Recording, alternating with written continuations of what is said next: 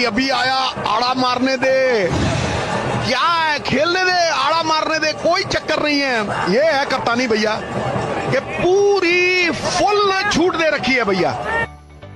নমস্কার বন্ধুরা, welcome to Munna official বাংলার নতুন আরেকটা ভিডিওতে।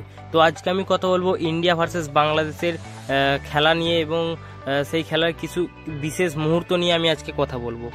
তো এই দিন কিন্তু খেলাতে বাংলাদেশ প্রথমে টসে জেতে এবং টসে জেতে কিন্তু ইন্ডিয়াকে সেই সুযোগটা করে দেয় যেটা ইন্ডিয়া টসে জিতলে হয়তো করতো। তারা কিন্তু ইন্ডিয়াকে প্রথমে ব্যাট করার সুযোগটা করে দেয় এবং তার পরিপ্রেক্ষিতেই কিন্তু ঘটে যায় বিপদ। ইন্ডিয়া কিন্তু প্রথমে চেস করার চেষ্টা করতো, কারণ প্রথমে ব্যাট করে তারা সেই রানটাকে আবার চেস করার চেষ্টা করতো, কিন্তু সেই সুযোগটা কিন্তু বাংলাদেশ করে দিয়েছিল বাংলাদেশ টসে জেতার পরেও। তো ইন্ডিয়ার কাছে বাংলাদেশ হারতো এটা তো জানা কথা, এটা মানে ভারতবর্ষের প্রত্যেকটা মানুষই জানে এবং বাংলাদেশও তারাও জানে, বাংলাদেশের দর্শকরা যে ইন্ডিয়ার কাছে বাংলাদেশ হারবে। তো তবে কিন্তু বাংলাদেশের বোলিং কিন্তু একটু ভালো ছিল। আমি কিন্তু আগের ভিডিওতে বলেছিলাম যে বাংলাদেশের বোলিং লাইনটা কিন্তু একটু বেটার সাইড আছে ব্যাটিংয়ের তুলনায়। তো একটু কিন্তু ইন্ডিয়া প্রথম দিকে স্ট্রাগল করছিল, তবে কিন্তু আমি রোহিত শর্মাকে খারাপ বলবো না ভালো বলবো সেটা ভেবে পাচ্ছি না। তার কারণ সে 11 বলে একটা 23 রানের ইনিংস খেলে, মানে ওপেনিংয়ে যে একটা মারমুখী ইনিংস, যে একটা ওপেনিং শুরু 6 ওভারের মধ্যে পাওয়ার প্লেতে একটা পাওয়ার হিটিং দরকার, সেটা কিন্তু রোহিত শর্মা করে দিয়ে গেছে। কিন্তু রোহিত শর্মা যেভাবে আউট হচ্ছে তখন কিন্তু মনে হচ্ছে যে না, এই বলটা যদি একটু ছেড়ে দিত হয়তো আরেকটু রানটা হতো, আরেকটু ভালো খেলতে পারতো, তার ব্যাট থেকে 50 আসতে পারতো। তবে যাই হোক, রোহিত শর্মা একটা ভালো ক্যাপ্টেনশিপ বাড়ি খেলেছে, 11 বলে 23 রানের একটা পাওয়ারফুল ইনিংস একটা খেলেছে। তারপর কিন্তু কোহলি আজকে ভেবেছিলাম 50 করবে, সে একটু স্ট্রাগল করছিল প্রথম দিকে, তারপরে কিন্তু সেও একটু মারাত্মক একটু খেলে আর কি, 28 বলে 37 রানের ইনিংস। তারপর কিন্তু ঋষভ পান্ত, এই প্লেয়ারটার কথা যত কম বলবো ততই কিন্তু মানে কম বলা হবে আর কি, যত বলবো তত কম বলা হবে আর কি। মানে দুর্দান্ত খেলছে আর কি, মানে ইন্ডিয়ার টিমটাকে দেখতে গেলে ওপেনিং বাদ দিলে আর কি পান্ত কিন্তু একা নিয়ে যাচ্ছে টেনে।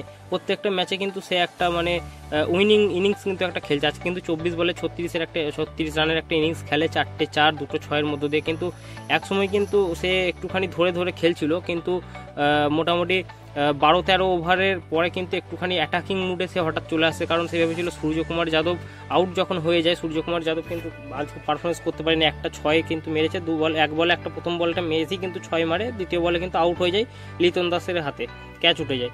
তো শিবম দুবে তারপরে নামে, শিবম দুবে কিন্তু স্ট্রাগল করছিল, 16 বলে সে 7 রান করেছিল। শিবম দুবাকে কিন্তু ভেবেছিল হয়তো ঋষভ পান্ত যে শিবম দুবে একটু অ্যাটাকিং খেলবে, সেই জন্য ঋষভ পান্ত কিন্তু একটু ধরে খেলছিল।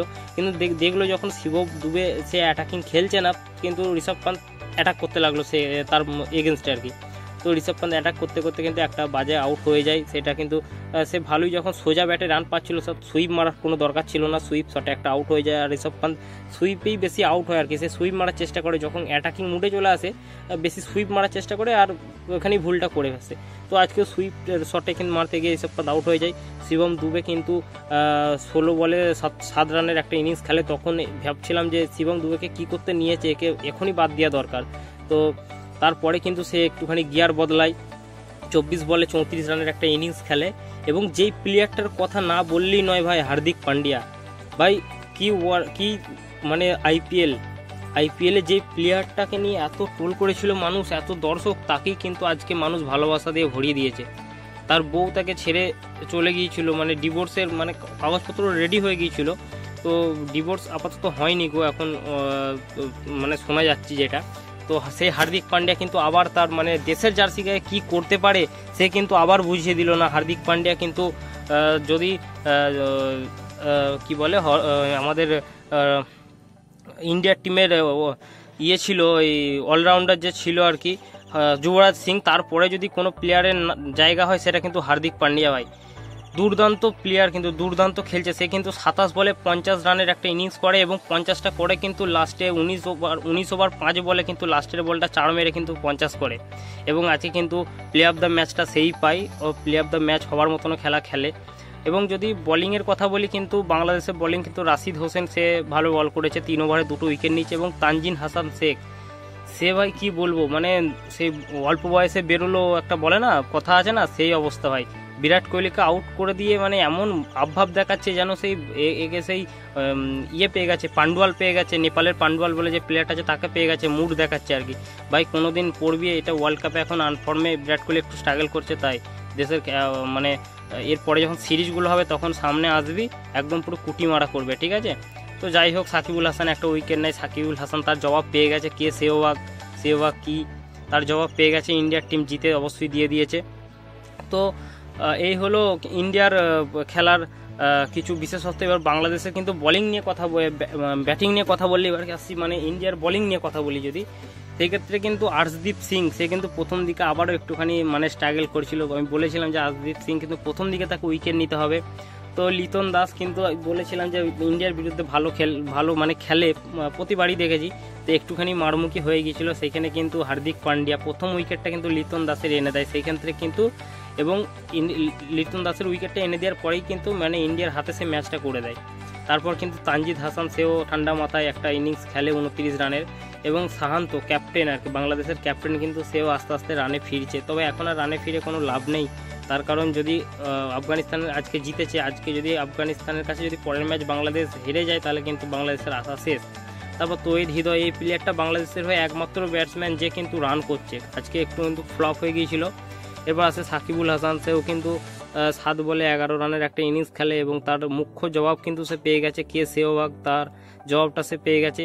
মোহাম্মদুল্লাহ রিয়াদ যখন মাঠে ব্যাট করতে নামে তখন কিন্তু রোহিত শর্মা সেই মূল্যবান বক্তব্য, আরে ক্যা ভাই ক্যা আউট কর রা হ্যায়, থোড়ি দের রুকো না, ইসকো আড্ডা মারেঙ্গে, এসা কুছ মানে এরকম কিছু একটা বলেছিল আর। এবং বলেছিলাম আমি এই পিচে স্পিনারদেরকে কিন্তু বেশি সাহায্য করে। তারপর কিন্তু কুলদীপ যাদব এসে বাংলাদেশের একদম কোমর পুরো ভেঙে দেয়, সেখানে কিন্তু পকেটে পুরো ইন্ডিয়ার পকেটে কিন্তু কুলদীপ যাদব ম্যাচটা করে দিয়েছিল, এবং পরবর্তীতে বুমরা এসে আর্শদীপ এসে 2টো করে উইকেট নিয়ে যায়। আর্শদীপ সিং কিন্তু 10টা উইকেট নিয়ে সে কিন্তু মোস্ট উইকেটের মোটামুটি 9 নম্বর 10 নম্বরে আছে। তো আর্শদীপ সিং আশা করব, ফাজাল হক ফারুকি কিন্তু সেক্ষেত্রে 1 নম্বরে আছে, তো আশা করব এখনও আর্শদীপের হাতে ম্যাচ আছে, সুযোগ আছে, সে কিন্তু টপ করবে। তো জাসপ্রীত বুমরা সেও ভালো বল করেছে, কিন্তু প্রথম দিকে উইকেটটা হার্দিক পান্ডিয়া এবং কুলদীপ যাদব কিন্তু এনে দিয়েছিল।